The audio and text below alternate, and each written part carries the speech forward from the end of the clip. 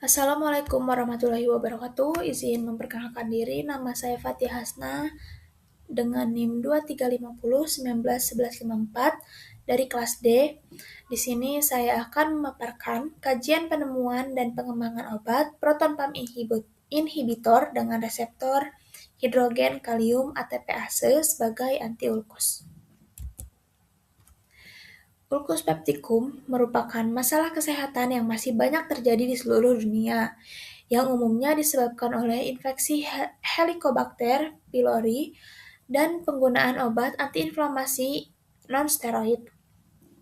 Penyakit ulkus muncul akibat ketidakseimbangan antara asam lambung dan pepsin dengan faktor pelindung mukosa lambung berupa mukus dan bikarbonat, yang mana produksi asam berlebih diproduksi reseptor hidrogen kalium ATPase pada sel parietal. Sejak diperkenalkannya pada tahun 1989, proton pump inhibitor atau PPI menjadi pilihan terapi utama yang aman dan efektif dalam menekan sekresi asam lambung serta digunakan pada berbagai penyakit terkait asam dan terbukti lebih unggul dibandingkan penghambat reseptor histamin H2. Nyeri ulkus merupakan kondisi kerusakan mukosa saluran cerna bagian atas seperti lambung dan duodenum. Pada gambar di pojok kiri bawah terdapat visualisasi dari nyeri ulkus sendiri pada luka pada lambung dan di duodenum. Nyeri ulkus ini disebabkan oleh iritasi asam lambung dan zat ulcerogenik lainnya. Hal ini dapat terjadi karena ketidakseimbangan antara faktor agresif seperti asam lambung, pepsin, infeksi Helicobacter pylori, penggunaan obat anti-inflamasi non-steroid, alkohol, dan kebiasaan merokok, dengan faktor defensif berupa mukus, bikarbonat, prostaglandin, serta fungsi barier dan regenerasi epitel.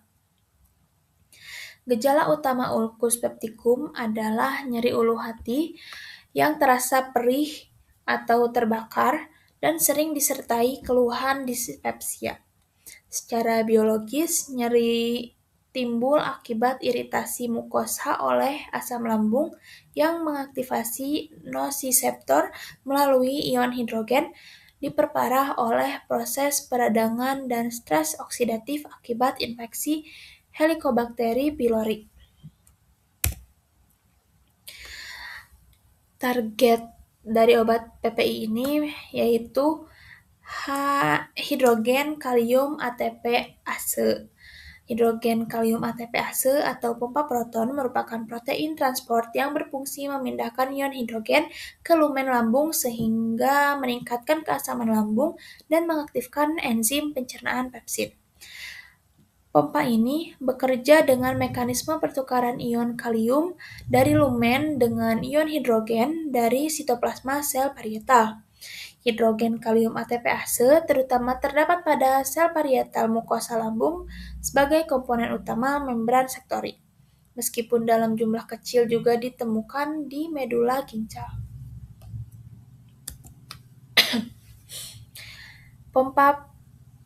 Proton pump inhibitor merupakan agen antisektorik asam terutama yang bekerja dengan menurunkan sekresi asam lambung dan direkomendasikan dalam terapi eradikasi Helicobacter pylori. Secara kimia, PPI merupakan prodrug yang diaktifkan pada lingkungan asam kanalikuli sektori sel parietal dan memiliki inti benzimidazol. Bentuk aktif PPI berikatan secara kovalen dengan residu sistein pada pompa proton sehingga menghambat sekresi asam lambung secara efektif. Lalu mekanisme dari aktivasi PPI ini berikatan dengan target. Pompa proton pump inhibitor merupakan basa lemah yang diformalisikan dalam sediaan salut enterik untuk mencegah degradasi oleh asam lambung. Setelah obat melewati lambung, PPI diserap oleh usus halus proksimal dan dibawa melalui sirkulasi menuju sel parietal lambung yang sedang aktif. Lalu PPI terakumulasi di sel parietal dan diaktifkan pada lingkungan asam kanalikuli sektori. Di kanalikuli sektori yang sangat asam, PPI mengalami aktivasi kimia menjadi bentuk sulfenamida yang reaktif. Bentuk aktif dari PPI ini berikatan secara kovalen dan irreversibel dengan hidrogen kalium ATPase sehingga menghambat sekresi asam lambung. PPI ini diberikan sebelum makan agar pompa proton berada dalam keadaan aktif dan dapat dihambat secara optimal. Pengembangan kimia medisinalnya, pengembangan PPI ini diawali dari senyawa CMN131 sebagai lead compound. Dengan optimasi struktur, kimia, dan penyesuaian sifat basa lemah melalui berbagai modifikasi struktur cincin heterosiklik untuk meningkatkan aktivitas penghambatan sekresi asam. Optimasi substituen metil dan metoksi pada cincin benzimidazol dan pirimidin menghasilkan omeprazol dengan potensi tinggi, stabilitas kimia yang baik, dan kemudahan sintesis. Di sebelah kanan terdapat mekanisme perubahan-perubahan pengembangan dari CMN131 hingga menjadi omeprazol yang melalui modifikasi struktur dari benzimidazol menjadi timoprazol, pikodazol, hingga menjadi omeprazol yang saat ini banyak diketahui. Selanjutnya, hubungan struktur aktivitas dari PPI, yaitu dengan menambahnya gugus metil dan metoksi pada CMN131 membentuk stabilitas dasar dan mengurangi toksisitas pada hati. Lalu modifikasi juga rantai sisi piridil meningkatkan lipofilitas dan selektivitas. Lalu optimasi substituen piridil dan sulfida mengakibatkan potensi lebih tinggi. Selanjutnya, penambahan fluoro pada pikoprazol memberikan efikasi pada lambung.